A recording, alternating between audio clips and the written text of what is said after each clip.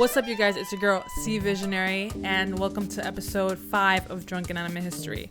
So this episode is going to be a little bit different than the other ones. Usually I have a drink in my hand, but your girl's taking medication, so I can't drink. I can't drink, and that's man lame. I can't drink. I'm tight. But doesn't mean this content is going to be any type of different. Drunk me ain't that different from sober me. Just drunk me is a little bit more extreme, but it's the same goddamn content, so Lego. Today we're going to be talking about an anime that is hugely underrated, and I'm sad that I got to see it very late. Today we're going to talk about Michiko e Hatchin, Michiko to Hatchin, Michiko and Hatchin. I'm saying it the Portuguese way, Michiko e Hatchin.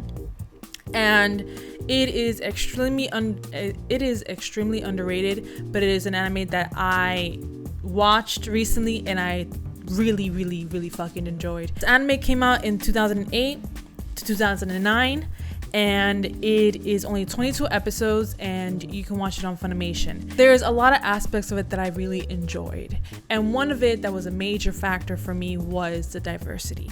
I love that this anime is diverse. You have a Black Brazilian Afro-Latina protagonist named Michiko Malandro, and you have Afro-Latinos Black representation in the anime, which I really fucking love. And that's not really seen in Japanese anime. Like, let's be honest, that's not really seen. You can say different reasons why that is, and I can have a whole conversation about that, but it's not very often seen. So when it is seen, it is cherished, and it's not the only thing that makes the anime great. It's a major plus for me to see representation in it. But the story, it's beautiful, and the animation is gorgeous, and I love the music, the story, the soundtrack, the character arc. There's so much that I fucking love about this anime. Let's get to the nitty gritty of it. If you haven't seen this anime and you don't want spoilers, go watch that goddamn anime right now and then come back to this video. Yeah, I said what I said. I said what I said. You can't just skip the video and be like, I'm not gonna watch it. No, you watch the anime, come back to this video, and let's have a conversation about it. So watch it, okay? Goddamn. So we have the protagonist character, Michiko Malandro. The opening sequence to the first episode is Michiko trying to literally escape prison, guns blazing her way out of prison. She is a convicted felon, and you just see her trying just to escape prison. Then you're introduced to Hana Morenos, who is living with a foster family and is getting treated like shit by her foster parents, by her foster siblings. Then you find out that Michiko Malandro is looking for a little girl who is the daughter of Hiroshi Morenos. And Hiroshi Morenos and Michiko has this love, affection, romance thing going on. And whether you call it boyfriend and girlfriend or you call it like just a lover's romance, it was something that meant a lot to Michiko. So she's trying to find Hana to find Hiroshi Morenos. Pero apparently Hiroshi Morenos passed away from a bus explosion, and he dead gone. He dead. But Michiko found out that he is not dead, because if he was dead, Hana Morenos wouldn't have existed, because he had Hana after. The story journey is Michiko trying to find Hiroshi with Hatchin, also used to be known as Hana, but Michiko gives Hana Hatchin as a name because Hana doesn't like her given name. And Michiko comes in, literally busts through a window from the foster family's home and takes Hatchin with her to find the baby daddy, who ain't shit, baby daddy, Hiroshi Morenos. Not only do I like the story, mind you, I really like the animation, and they have a lot of transitions that are used in like Cowboy Bebop and Samurai Champloo. So I got a lot of Samurai Champloo. I got a lot of Cowboy Bebop vibes from Michiko and Hatchin. So if you like Samurai Champloo and if you like Cowboy Bebop and you like the aesthetic, Michiko and Hatchin has that aesthetic. The opening sequences, the ending sequences, the music, it's very artistic, and it's an anime where the character grows, which that's fucking important to me, is that a character has growth. We're also introduced to Atsuko Jackson, who is Michiko's best friend. She's a cop. you kind of are unsure whether or not what the friendship really is. I say best friend because that's how it kind of felt like at first. When they were kids, they were in the same orphanage. Michiko was in an orphanage, Atsuko was in an orphanage, but they strayed paths. Atsuko isn't a straight edge cop. She is kind of a shady cop, and that has kind of to do with the friendship she has with Michiko, because there's a lot of moments where Atsuko lets Michiko go. As I said before, Michiko is a convicted felon, but she didn't really do the things that she's convicted for doing, which is explained in the anime, which I thought was really interesting.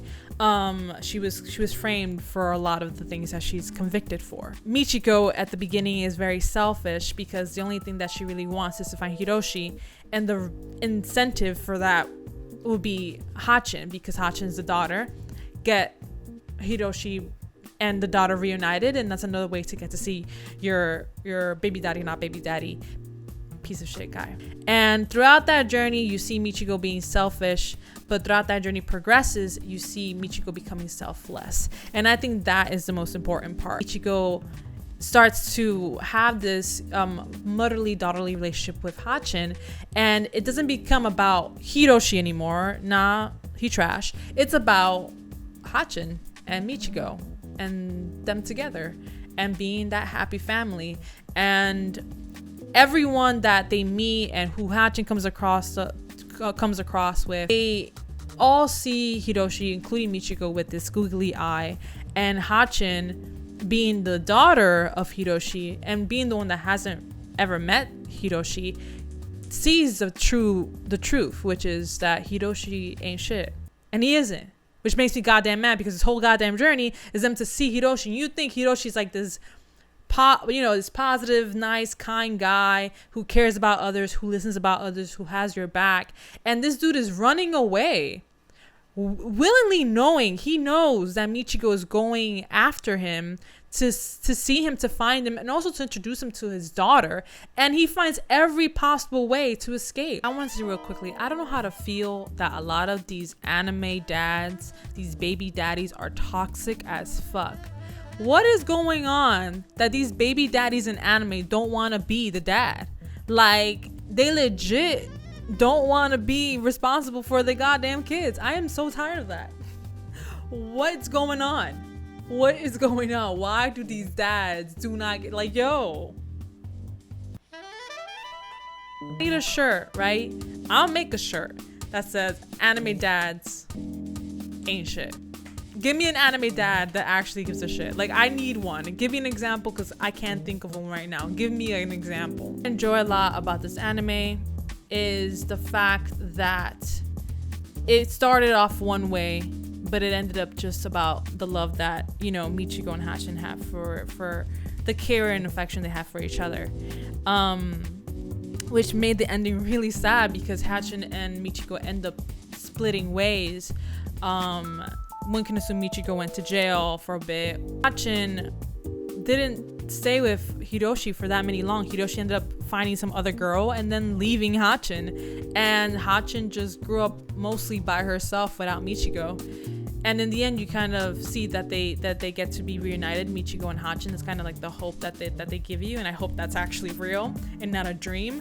But it is sad, because Hatchin spends most of her life without Michiko, who was there to always protect her, to always defend her. Back to the fact that I love Michiko. If you mess with Michiko, you're gonna catch these motherfucking hands. And all the cops that were trying to go and trying to get Michiko, they all caught these hands. They all caught these hands. So I'm so tired about is that I heard about Michiko and Hatchin really late.